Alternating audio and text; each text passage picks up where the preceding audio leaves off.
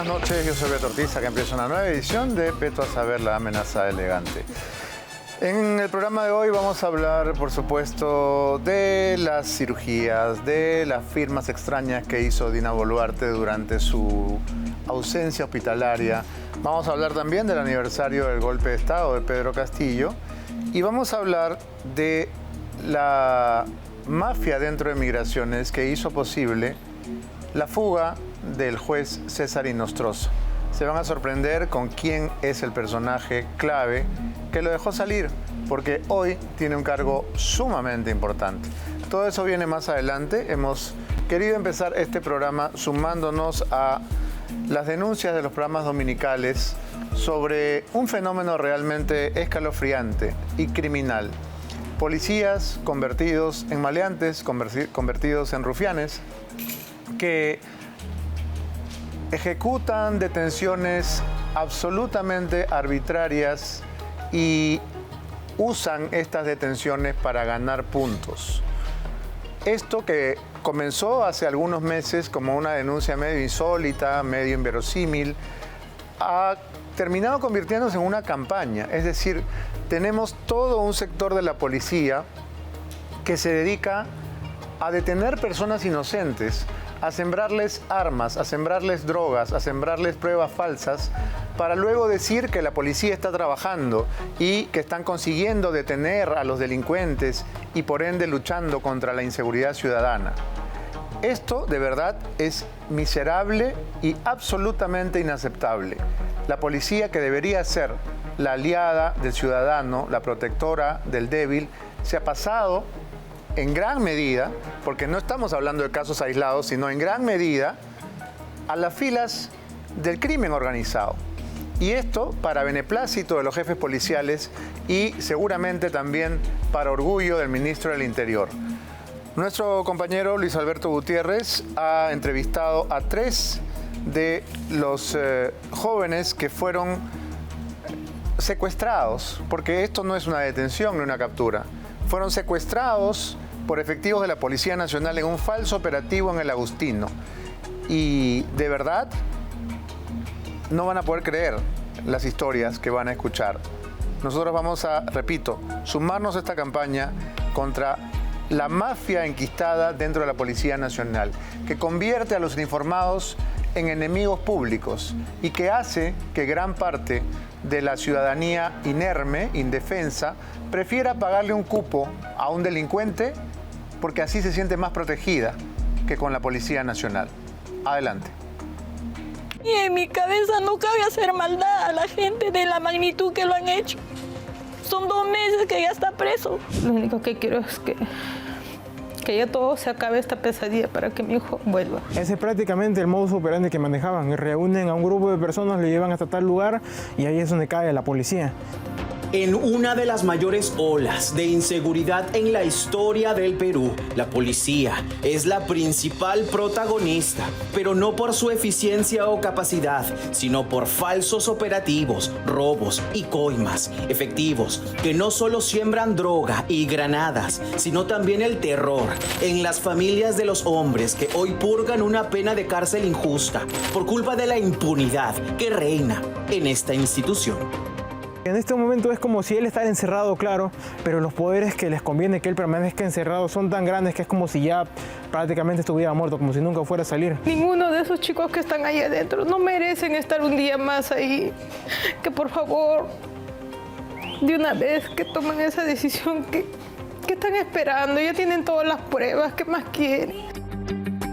Cuando a Elsa Romero le diagnosticaron cáncer de útero, su hijo mayor Brian Vega dejó el 5º ciclo de sus estudios de administración para dedicarse a coser polos y así ayudar para el dinero de la quimioterapia.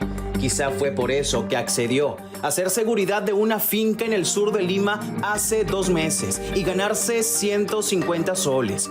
Lo que jamás pensó fue que esa misma noche, él y 8 amigos contratados para el mismo trabajo serían intervenidos en un falso operativo para ser señalado luego como una temible banda de extorsionadores. Lamentablemente se equivocó, ¿no?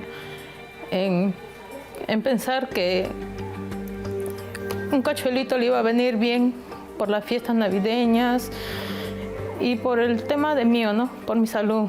Me está dando la depresión, pero igual trato de mantenerme fuerte. Me siento destrozada. No más que mi hijo. No sé lo que está pasando a mi hijo allá adentro. Él no merece estar ahí. Ahí deben estar los verdaderos delincuentes. Es muy difícil para mí todo esto, pero no puedo. El encargado de contactar a este grupo de jóvenes para el supuesto trabajo fue el ex policía Jorge Dante Lara Amaya, quien la noche del 17 de octubre, cuando se dirigían a la finca en Asia, sospechosamente los reunió a todos antes en el puente Ramiro Prialé del Agustino. Fue en este momento cuando los tuvo a todos para hablar sobre los supuestos pagos que llegó la policía e inició el show del supuesto operativo. Lo insólito es que cuando llegó el teniente Manuel de Paz Casas, líder de esta farsa, dejó libre a Lara y a su sobrino Gianfranco Aliaga, perteneciente también al supuesto grupo de delincuentes. Esa noche, el jefe de la región policial Lima, general Enrique Felipe Monroy, anunciaba la espectacular captura de los siniestros de la extorsión. Se le está imputando los delitos contra la seguridad pública, tráfico ilícito de drogas y delito contra el patrimonio en la modalidad de extorsión. Esta es la lista de la que sería la banda de criminales con uniforme que planificó este falso operativo. Omar Ulises Terrones Becerra, Michael Jonaiker Cabrejo Sosa, Fabricio Frank Cuno Ábalos, Angie Lisset Trinidad Pinta, Anthony Paucar Mamani, Luis Felipe Sandoval Díaz, Vidal Vázquez Hoyos, Luis Enrique Vázquez Marcañaupa y Guillermo Andrés Vilcarima Esperilla. Luego de eso, la policía los tira al piso y los retiene. Ellos intentan ver qué es lo que está sucediendo, pero no pueden, ya que la policía, pues cada vez que volteaban la cara para mirar, la policía le pisaba la cara con las botas. Solamente escuchan que pasados unos minutos, la policía grita que encontraron armas, que encontraron granadas, que encontraron droga, que encontraron las cartas de extorsión y todo ello. Hicieron el deslacrado de celulares y comprobaron que todos fueron reunidos con la misma excusa de ir a cuidar una finca. Este es el órgano que supuestamente el ministro dice que está realizando las investigaciones respectivas. Es precisamente este órgano, blindado por el ministro del Interior Juan José Santibáñez, el general Óscar Arriola y el comandante general Víctor Sanabria, que puede llegar a tener hasta 25 compromisos durante un mes, entre condecoraciones y ceremonias. Condecoraciones, precisamente por capturas y operativos de este tipo. Una cúpula que mete a la cárcel a inocentes y devuelve las armas a delincuentes. Así, mientras Brian pierde las esperanzas de salir libre, ellos ganan un bono, un ascenso, una felicitación. El señor ministro que se dé cuenta que los policías supuestamente arman operativos para darle resultados a él, de repente por ganarse un galón más, un dinero más, un sencillo, no sé, solamente ellos lo saben. No lo conviene aceptar lo que está haciendo, no lo conviene aceptar cómo trabaja la policía, porque la policía está trabajando mal. No hay buenos policías ahorita. Yo a un policía lo tengo temor.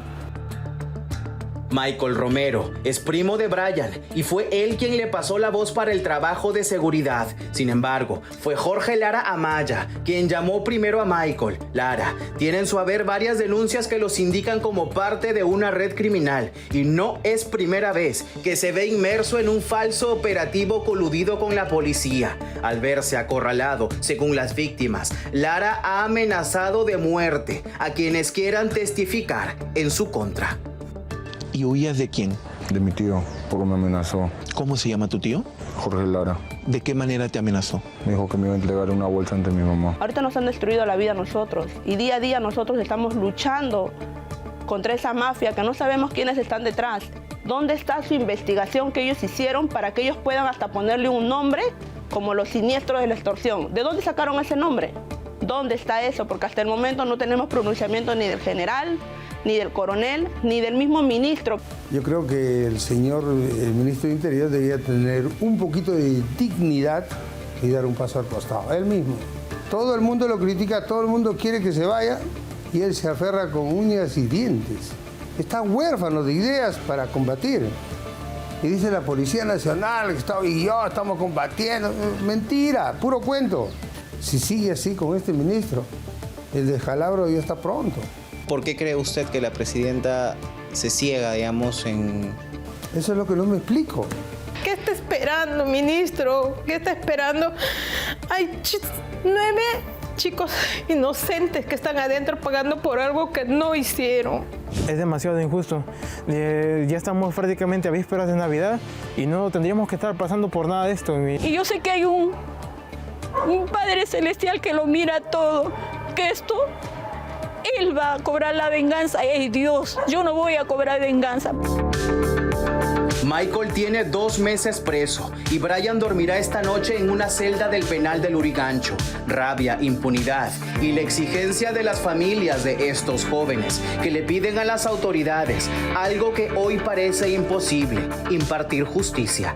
Un claro montaje planificado por la policía que le ha destrozado la vida a 9 muchachos cuyo único delito fue encontrar un trabajo que creyeron digno para llevar un pan a la mesa de sus hijos.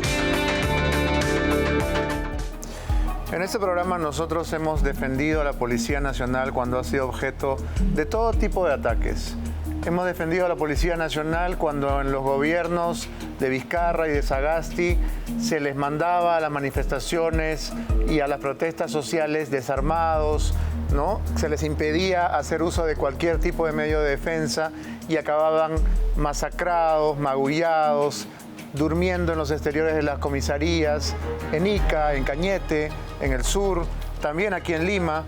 Hemos hecho campañas para ayudar a la policía cuando han sido objeto de todo tipo de postergaciones, en sus sueldos, en el trato, en la capacitación. Hemos defendido a lo largo de décadas a la Policía Nacional. Y como muestra un botón, la Operación Libertad, de infeliz recordación, que tuvo entre sus víctimas a policías valerosos como César Vilca y Lander Tamani, hoy héroes de la Policía Nacional.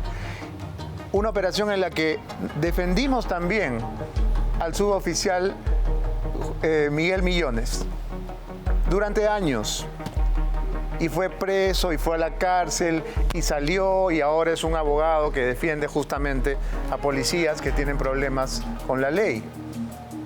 Pero esto es indefendible. Esto es absolutamente miserable e inaceptable. Que haya un grupo de criminales con uniforme que le hacen esto a familias pobres peruanas, que ponen carnadas con falsos avisos de trabajo para que jóvenes honestos, que no caen en la delincuencia, que no caen en el tráfico de drogas, que trabajan para mantener a sus familias. Por ejemplo, Brian Vega, cuyo caso hemos conocido en el reportaje. Su madre aparece con una gorrita porque no tiene cabello, porque está en tratamiento de quimioterapia, porque tiene cáncer al útero. Y su hijo estaba buscando un trabajo para ayudar a su madre con cáncer. Y esto es lo que le pasa. Esto es lo que el Perú le tiene preparado a la juventud peruana. Un joven que quiere trabajar, que quiere ayudar a su madre enferma, y cae en la trampa, no de los extorsionadores, no del gota a gota, no, cae en la trampa de la Policía Nacional del Perú, que les tiende una celada cobarde y siniestra y los convierte en delincuentes o en extorsionadores y los presenta a la prensa como tales y los manda a la cárcel. Y no hay un solo fiscal, no hay un solo defensor del pueblo, ninguna ONG que saque cara por estos 9 jóvenes que no han hecho absolutamente nada y que han sido enviados a la cárcel simplemente porque a un grupo de malditos se les ocurrió que con eso podían ganarse algunos puntos en la Policía Nacional y ser el orgullo de Sanabria, de Arriola y de Santibáñez. De verdad creo que todos deberíamos rebelarnos contra esto y contra esta policía que se convierte en enemiga del pueblo, porque son hijos del pueblo que se convierten en enemigos del pueblo, como ocurre en algunos países que tienen ya localidades tomadas por el narco o por el AMPA, como ocurre en algunas localidades de México, en que cuando aparece un policía la gente tiembla. Eso está pasando en el Perú y eso es lo que ha conseguido autoridades como las que he mencionado. Autoridades que lo único que les importa es salir con el evangelio de Colchado, Marita, bla, bla, bla, que es lo único que hace Santibáñez. Y por eso lo abraza Porky, y por eso lo aplaude la derecha, y por eso Keiko lo ama. Santibáñez va a acabar en la cárcel, justamente por esto. Porque no se puede ir por la vida haciendo tanto daño a gente inocente y luego salir bien librado y salir airoso. Bien, están con nosotros aquí en nuestros estudios nuestros invitados, César Combina e Iván Meini. Les damos la bienvenida. Buenas noches a ambos. Buenas noches, Beto. Quería saber qué opinión les ha propiciado lo que acabamos de ver, Iván. Buenas noches. Es lamentable, ¿no? Digamos, más allá del escándalo, parece que este no es un caso aislado. O sea, parecería raro que sea un suceso aislado. Y esto no solamente debe generar algún tipo de responsabilidad penal, jurídica, sino también algún tipo de responsabilidad política. Digamos, acá hay autoridades que tienen que estar necesariamente comprometidas, eventualmente no con la organización de este falso operativo, pero sí con el encubrimiento o con la omisión de investigar prontamente lo que se ha denunciado. Así, una mirada rápida al reportaje sugiere que se han cometido varios delitos de secuestro, eventualmente de extorsión, delitos contra la fe pública, delitos contra la administración de justicia. Y eso necesariamente tiene que ser investigado por el Ministerio Público. Pero insisto, además tendría que haber algún tipo de investigación para deslindar responsabilidades políticas. Y adicionalmente, dado que estas personas están sufriendo una prisión preventiva, tienen que haber habido fiscales que han solicitado esa detención y jueces que la han concedido. Sería importante también revisar esos documentos para ver sobre la base de qué pruebas esas autoridades judiciales han decretado esas detenciones preventivas. Pero lo que resulta necesario es que esto se investigue, de todas maneras. César, ¿qué responsables podríamos señalar? Esto es una película de terror y los directores parecen ser el ministro Santibáñez y malos mandos en la cabeza de la Policía Nacional.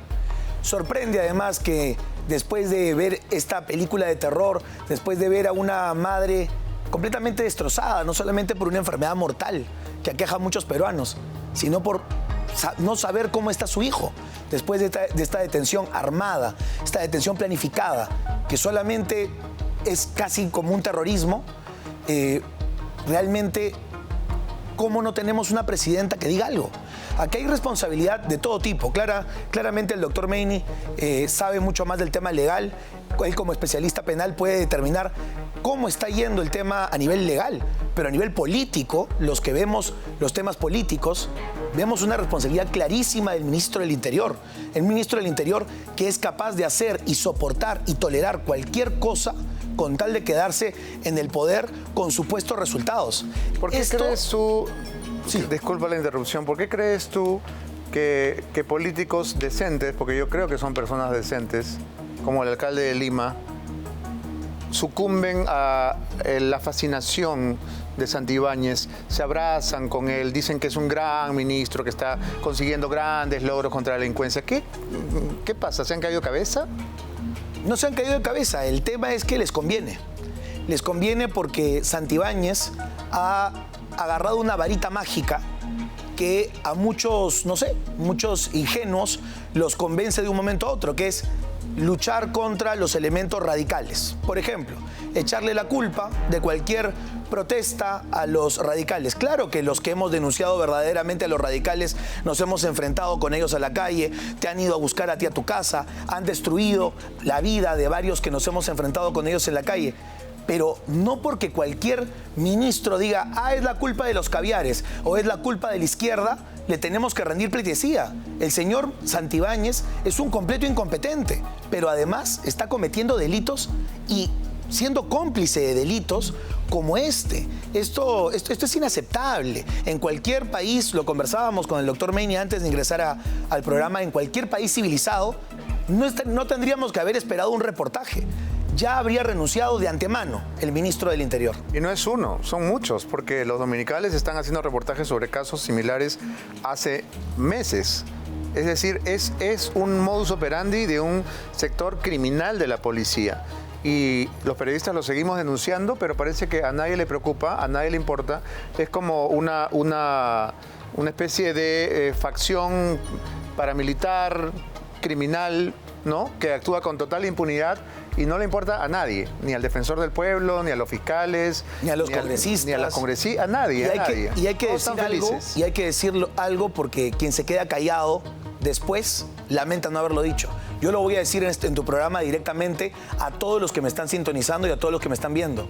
Si alguien se queda callado por lo que le está pasando a estos jóvenes, que luego no venga a lamentarse cuando lo pare la policía en un semáforo y le aparezcan 2 kilos de coca en su carro.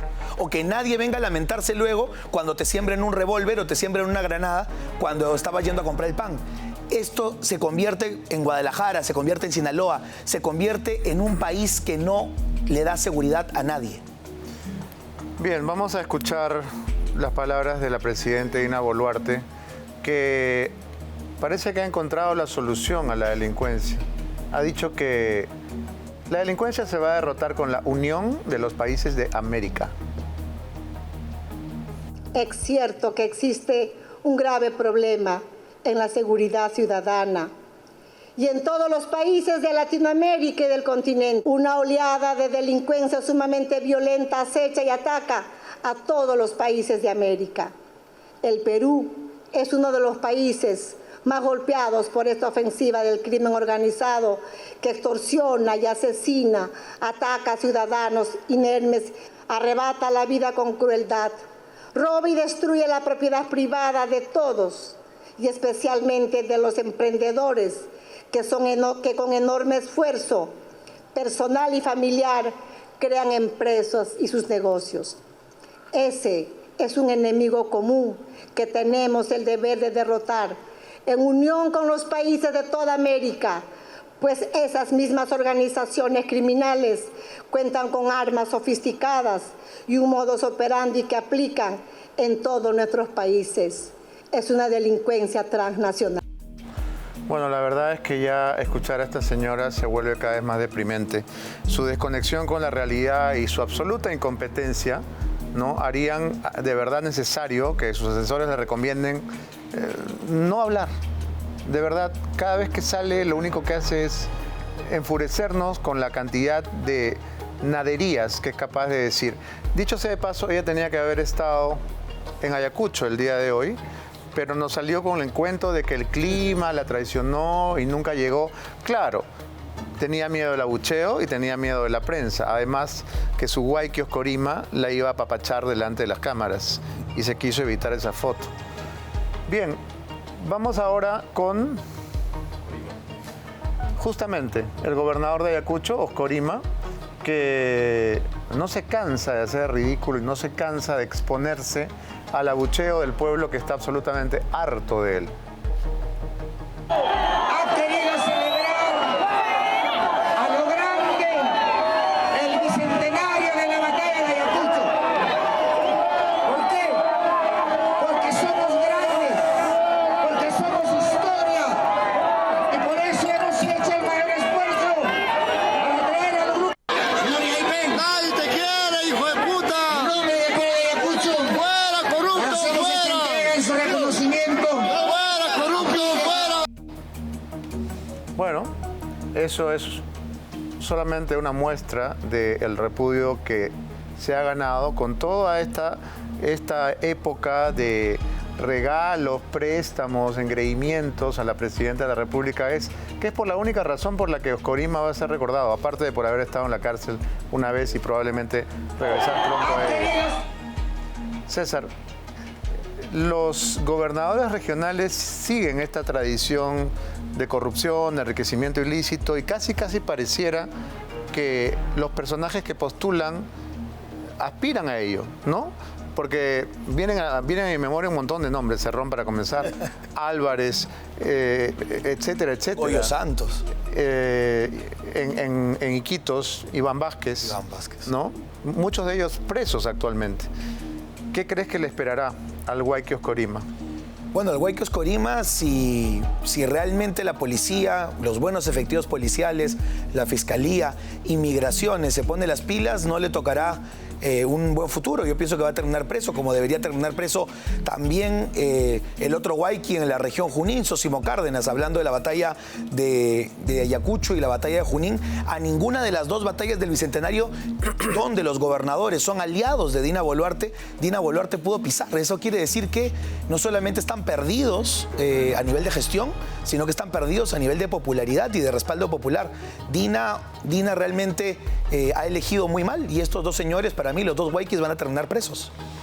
Para no hablar de César Acuña, ¿no? Bueno, César Acuña está en la libertad, y creo que todavía no ha terminado de entender que es gobernador regional. ¿Qué cree que es? Yo siento que él cree que todavía es presidente de un partido, pero una responsabilidad regional, claro que es muy importante, ¿no? Y la libertad en estos momentos necesita mayor respaldo, y no va a llegar el respaldo con declaratorias de emergencia, como siempre viene haciendo este ministro del Interior o el gobierno nacional. Bien, vamos a ir al tema de la ausencia injustificada o la inasistencia injustificada, como se decía en el colegio, de Dina Boluarte durante los días que tuvo ya conocido internamiento en la clínica Cavani para cirugías estéticas y retoques cosméticos. Vamos a enfocarnos en un tema que los programas dominicales han puesto sobre la mesa, que es el tema de las firmas a los decretos que se publicaron en esos días.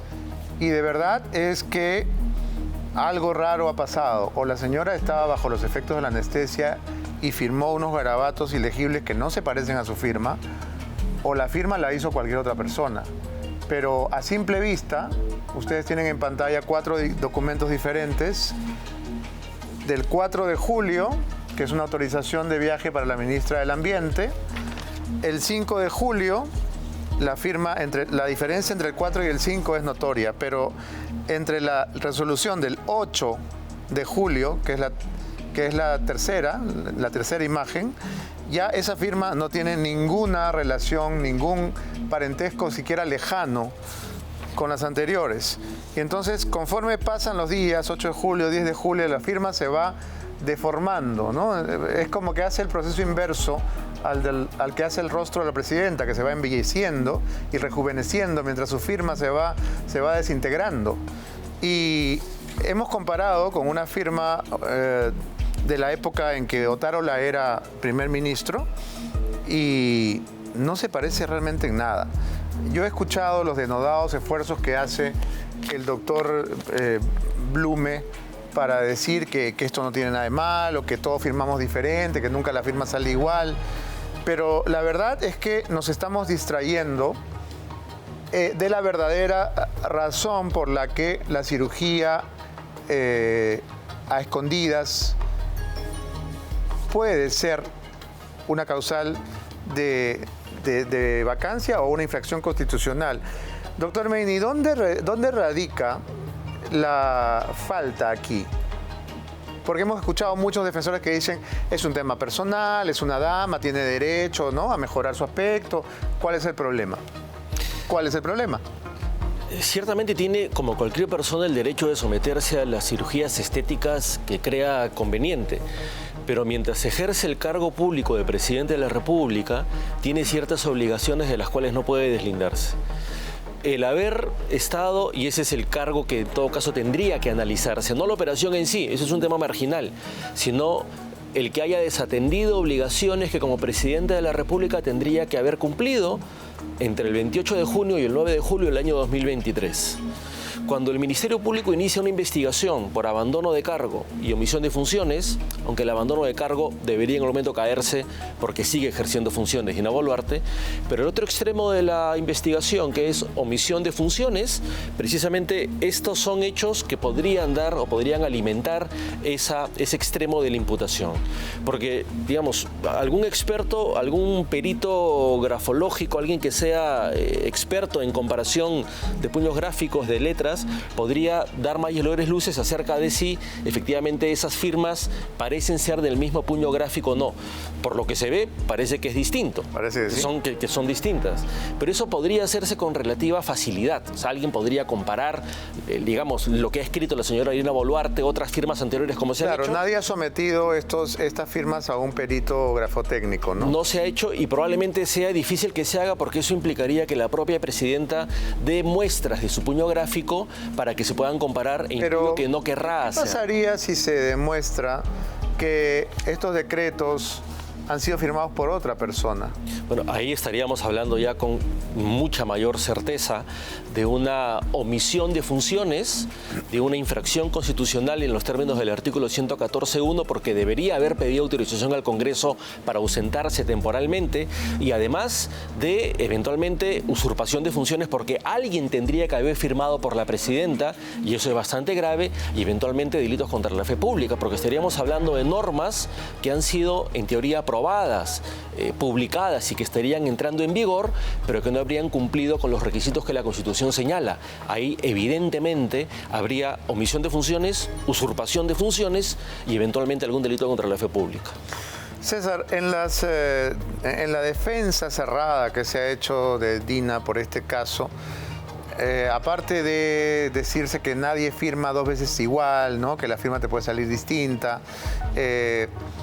lo cierto es que estos documentos han sido firmados para autorizar el viaje de una ministra de Ambiente, para declarar estado de emergencia en la provincia de Sánchez Cerro de Moquegua, para autorizar el viaje de Juan Carlos Matius, ministro de Comercio, y para modificar un reglamento general de los CITRAN. Entonces estamos hablando de firmas de decretos que tienen peso de ley.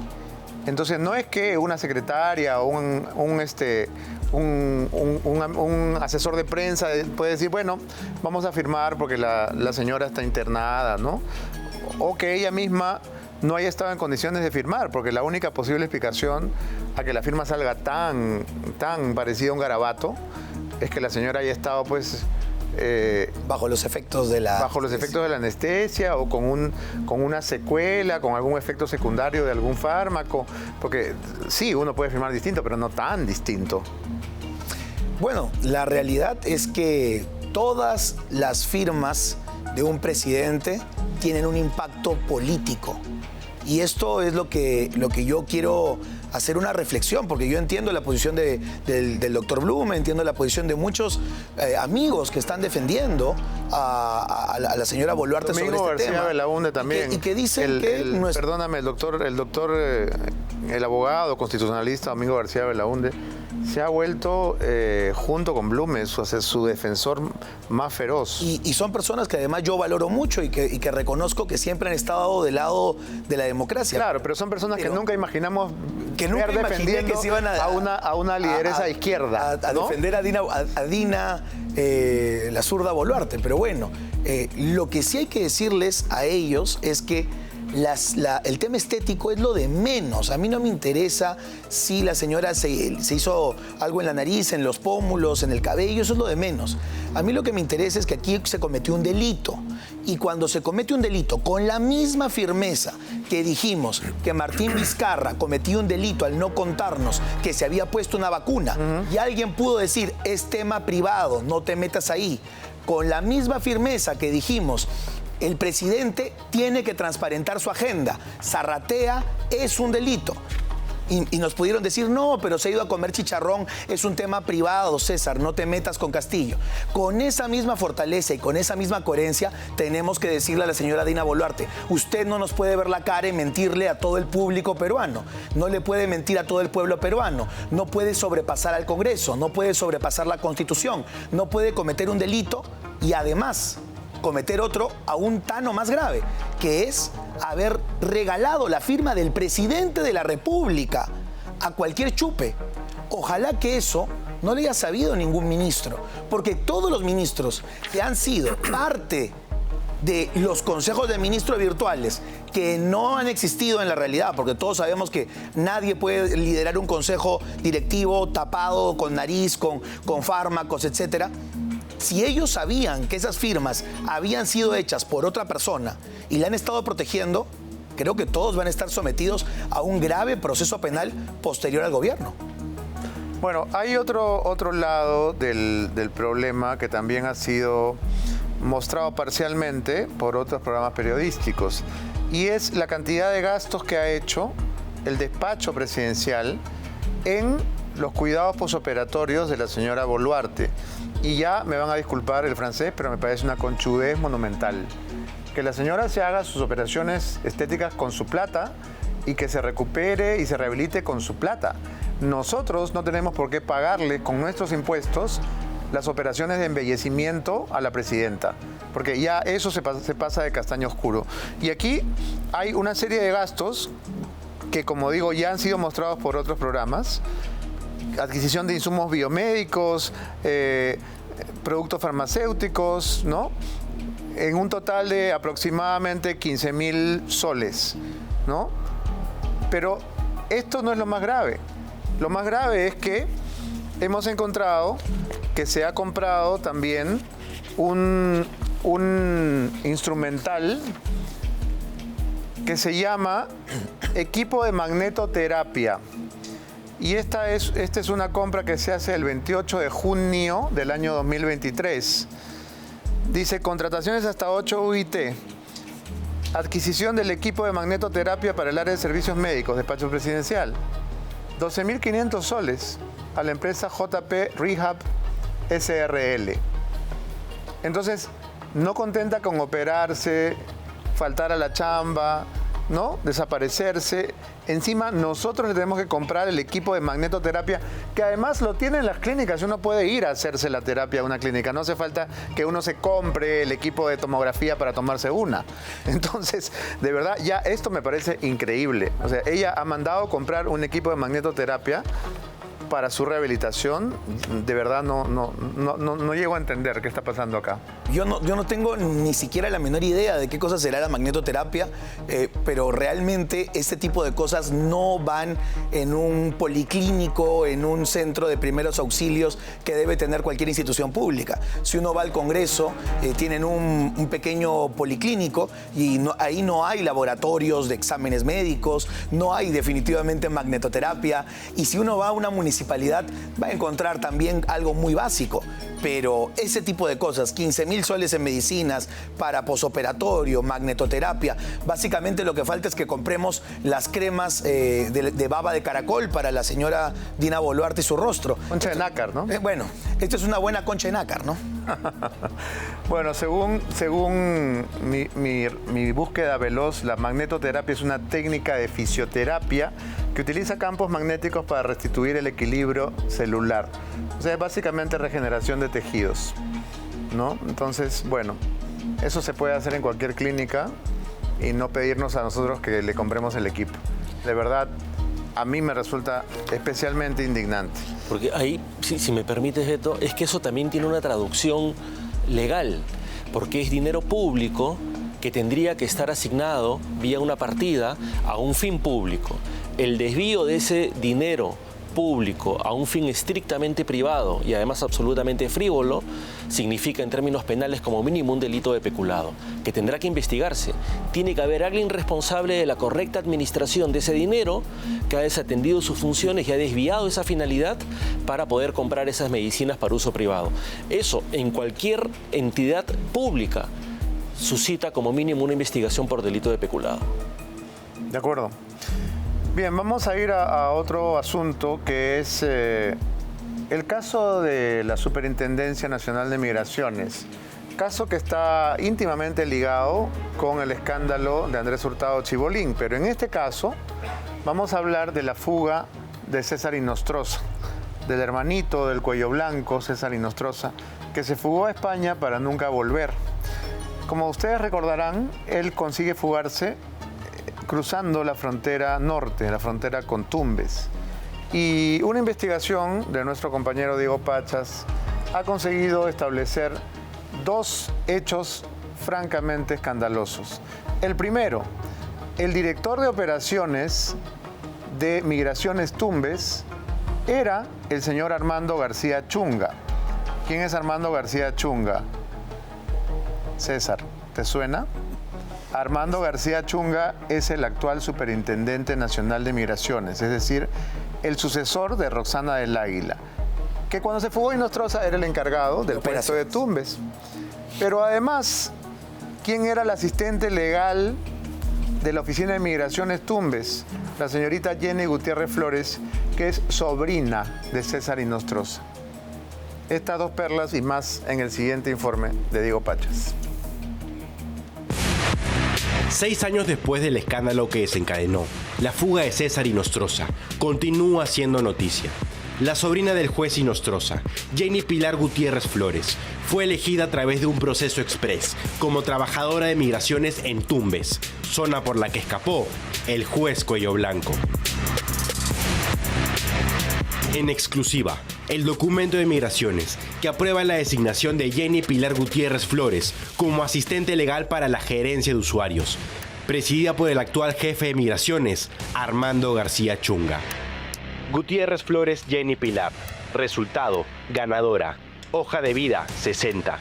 Nota de entrevista, 31. Total, 91.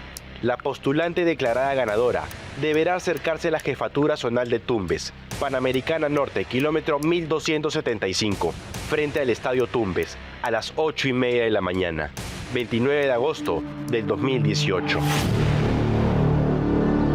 Mucha atención con el puesto a la que fue designada la sobrina del juez Inostroza, Jenny Gutiérrez Flores, gerencia de usuarios. ¿Quién era el gerente de dicha área por aquel entonces? El actual superintendente de migraciones, Armando García Chunga.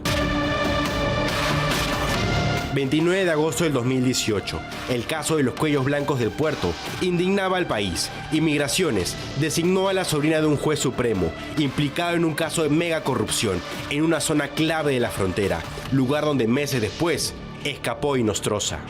Una de las características del Estado peruano es que solo se cortan cabezas para el maquillaje.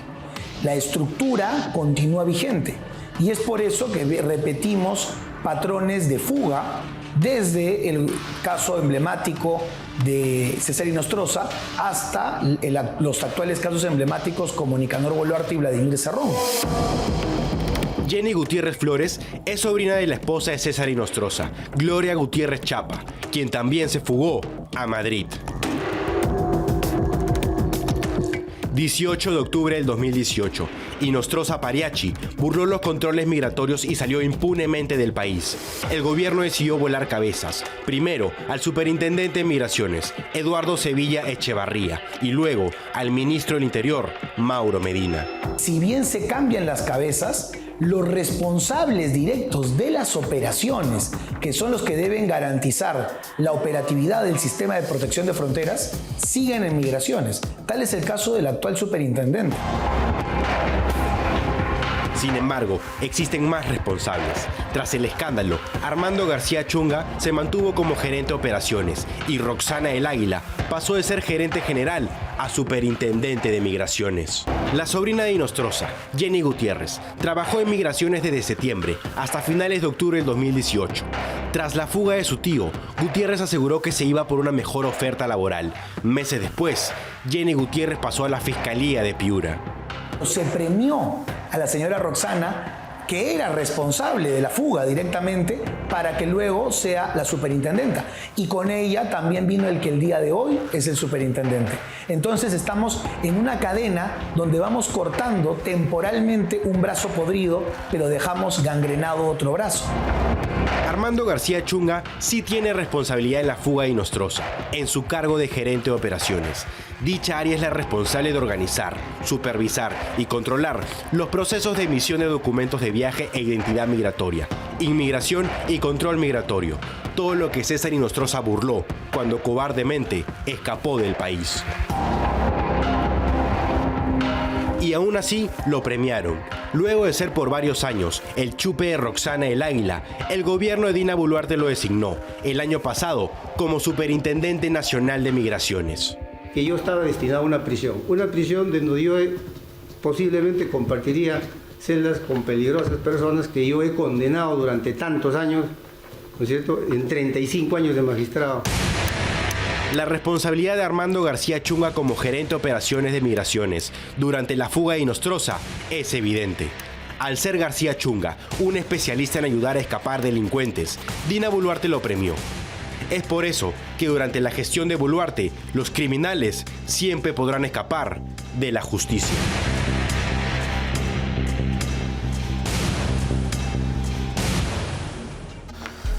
Bueno, la verdad es que en este caso habíamos olvidado un poco el tema de la señora del Águila. Ella había postulado una colaboración eficaz, ¿no? Nunca se supo más de ella, logró de alguna manera encaletarse.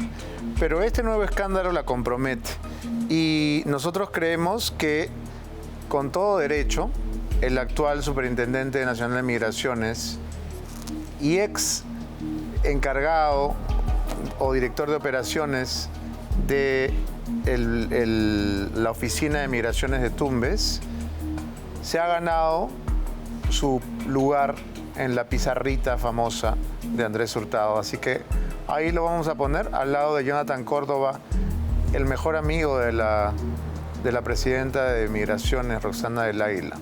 Ahí está Armando García Chunga, actual Superintendente Nacional de Migraciones, que nos debe más de una explicación sobre la facilidad con que el juez César Inostroza logró burlar todos los filtros y todos los controles para irse a vivir muy feliz de la vida a Europa.